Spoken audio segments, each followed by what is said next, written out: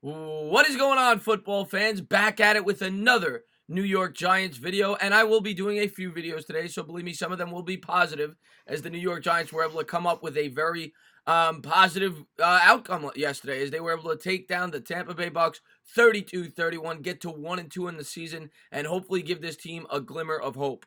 Of course, the bad news that came out of that game was our best player, Saquon Barkley, a guy who's been tearing up defenses this year, even though he was, held up a little bit against the Bucks yesterday, is going to miss, according to multiple reports now, possibly several weeks.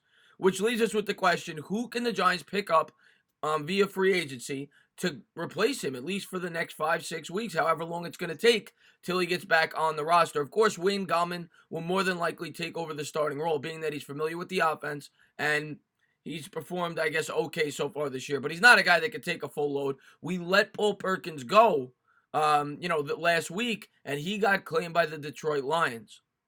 So they're thin there. They could bring back Hillman, who had a good training camp. Definitely a guy they could take a look at.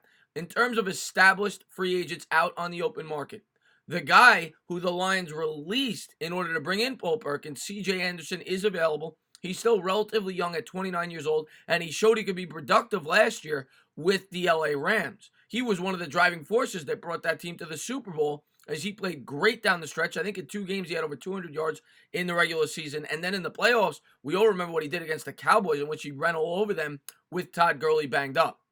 So CJ Anderson is certainly a guy maybe the Giants want to take a look at. Now, of course, there's probably a reason why the Detroit Lions cut him in the first place, but the Giants should go out there and see what he's got, because he's a veteran, and he's been productive before. He had a great year with the Broncos back in the day. I don't expect him to be a world beater, but he could add some depth to this backfield and a guy with some experience. The other guy that the Giants may want to take a look at is Ajayi. He actually was very productive in 2017 under a Pat Shurmur-led offense. So they're familiar with one another. He played 7 games with the Eagles in 2017, after which they acquired him via trade. They, of course, won the Super Bowl that year. In 7 games with the Eagles, he rushed for over 400 yards and averaged 5.8 yards a carry. So he has shown that he can be a good fit in this Pat Shurmur-led offense. Last year, he got injured, only averaged 4.2 yards a carry, but got injured. The Eagles released him. He is medically cleared to play. So the Giants may want to go out in the free agent market and possibly pick up Ajayi, who I said fits this system nicely. He showed it in 2017. So those are 2 players that I think the Giants should take a good, hard, strong look at, because they're going to need to give Daniel Jones all the help he can get.